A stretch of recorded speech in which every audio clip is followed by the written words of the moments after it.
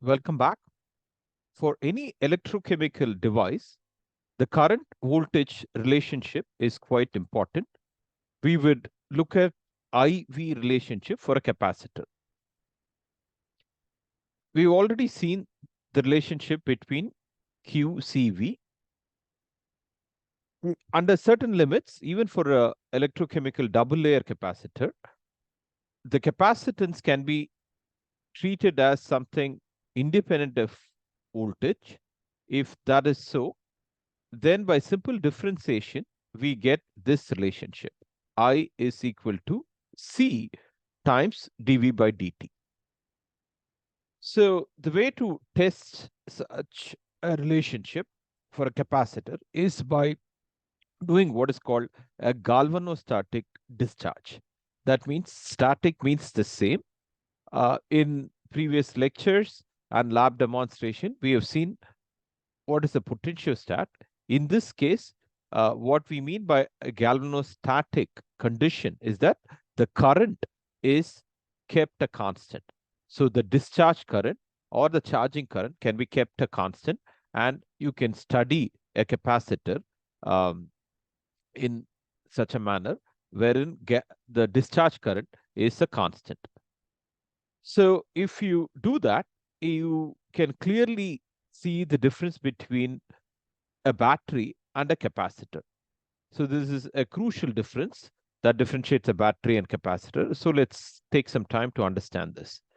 So going by this relationship, if this is a constant, then as you discharge a capacitor, the capacity of the capacitor decreases. So that is what is plotted in the x-axis. When that occurs, what is evident is that if I is a constant, that is the constant discharge current, if C is a constant, then the only way this relationship can be satisfied is if dV by dt is also a constant. So the voltage of a capacitor has to decrease as you discharge under galvanostatic condition. So during discharge, the potential decreases in a linear manner, such that the slope is a constant.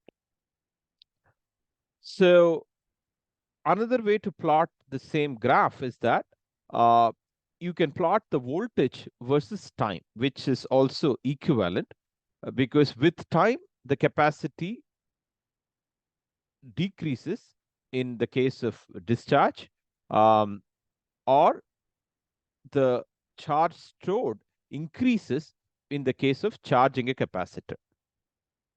As opposed to this kind of change in voltage with capacity or change in voltage with time for a capacitor, the battery voltage is a constant which change in capacity of the battery. So that is the main difference. A battery is a constant voltage providing device, electrochemical device.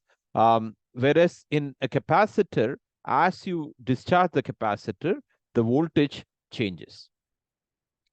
This is an advantage for a capacitor because one of an important feature in a battery is knowing the state of charge. We have discussed this in previous lectures. Please refer to the lecture series on batteries to understand this term, what we mean by state of charge. So in a battery, there is a issue in the sense that by just measuring the voltage of a battery, you may not know how much of the capacity is still available in a battery. But as opposed to this scenario, in a capacitor, by measuring the voltage of a capacitor, we can directly get how much of charge is left in the capacitor.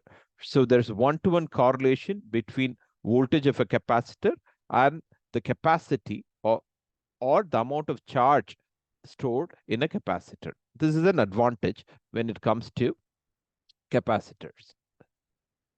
So we move to an important experimental technique called cyclic voltammetry, which is utilized for studying electrochemical double layer capacitors.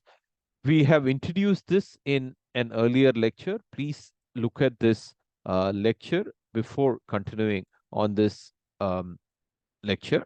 So what we do in cyclic voltammetry is that you change the potential of the electrode. So what is plotted here is the potential in the y-axis and time. So you can change the electrode potential in the anodic direction or in the cathodic direction, and this is done in a cyclic manner. So this slope is called scan rate. So this is the scan rate. That is the rate of change of voltage with time. Because this is a straight line, the scan rate is a constant. So when we do this for a typical electrochemical system, there is Faraday reaction involved. As opposed to such a situation, in a capacitor, there is no Faraday reaction, and all the capacitive current is because of non-Faradaic current. That is, you have only a charging or a discharging current. There is no explicit oxidation or reduction in a simple electrochemical double layer capacitor. There is another system with respect to capacitor called pseudocapacitors. There it is more complex, but in a simple electrochemical double layer capacitor, there is no Faraday reaction. This is applicable for, that is, as you go in the anodic reaction, you may have oxidation. As you go in the cathodic reaction, you may have reduction. These two are Faraday reaction, but this is absent in a capacitor. But this is a very general technique, which is very widely used in almost all for studying all electrochemical system. So the main thing to understand is, in this case, the scan rate is a constant. So if why is this relevant in the capacitor? What we are trying to do is that we can control this. When we control this, we can control the current flowing across a capacitor. So let's understand this further. In the what is different is that the scan rate is different. In this case, the scan rate is 10 millivolts per second. That is, this rate, the rate at which voltage is changed with respect to time, is different in these three scenarios. So you have 10 millivolts per second, 5 millivolts per second, and 1 millivolts per second. By varying the scan rate, that is this term, you can vary the capacitive current. That is what is seen here. As the voltage changes in a capacitor, the scan rate remains the same. Corresponding to a particular scan rate, you have a particular current. If the scan rate is greater, you have greater capacitive current. So corresponding to three different scan rates, you have three different capacitive current. Depending upon the voltage change, if the voltage is increasing or if the voltage is decreasing, the direction of the current is different. In this case, the scan rate, let's say the voltage is increasing, you get a positive current. In this case, when in this leg of voltage changes, the voltage is decreasing, therefore the magnitude and the direction of the current is different. Let's move on. So what we see here is a condition wherein the voltage of an the capacitance of an electrolyte interface is changed in a stepwise manner. So if that is so, what we see is that there are two reasons for the voltage drop. There is a voltage because of the charge that is stored in a capacitor. And while we are trying to increase or decrease, that is, when the charge in a capacitor is modified, that is accomplished by a current flow in the vicinity of the electrode. This current flow is in the electrolyte. So corresponding to that current flow, there can be an ohmic drop. So there can be a voltage drop associated with that current flow, which goes towards charging or discharging the current. So the voltage contribution is of two, there are two ways to contribute to the voltage. One is because of the charge stored in a capacitor. Another is the IR drop that goes towards charging the capacitor. So what we express here is I is dq by dt. So what we see is that this is a simple differential equation which can be solved with the following solution.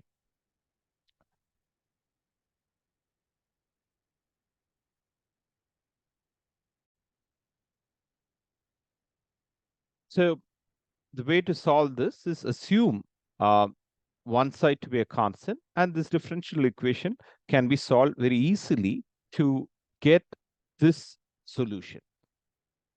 Let's understand the symbols here.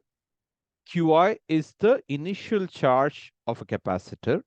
Qf is the final charge of a capacitor to a step increase in the voltage. And Qt is the amount of charge stored in a capacitor at a given point of time. We obtain an important quantity which has a units of time, that is RC. RC is the time constant for this process. If the capacitance is greater, or if the ohmic resistance in the electrolyte, electrode electrolyte interface, if that is greater, the time constant is also greater. By substituting the formula for charge as C times V, we get this formula. So this is an important equation for getting how the charge and the voltage varies due to a step increase in the voltage. That is, initially you are at Vi and you make a sudden step increase, and because of this step increase, the voltage of a capacitor will change, and initially the current is larger and the amount of volt charge stored in the capacitor is smaller. Gradually the current in the current flowing will be decreasing, that will decrease in an exponential manner, and the charge will increase. When the capacitor is fully charged, the voltage is Vf, corresponding to that, there will be a charge Qf. So all these things can be put together to get the current response with respect to time. So just combining this equation with these two equations, you get this particular form for change in current with respect to time. As you can see, when t increases, this term uh, uh, continues to drop. So the current, that is, current also continues to drop because the rate of change in charge with respect to time keeps decreasing. In the next lecture, we will look at an important feature of a practical double layer electrochemical double layer capacitor, which is porosity, and we will see how to look at porous electrochemical double layer capacitor. Thank you.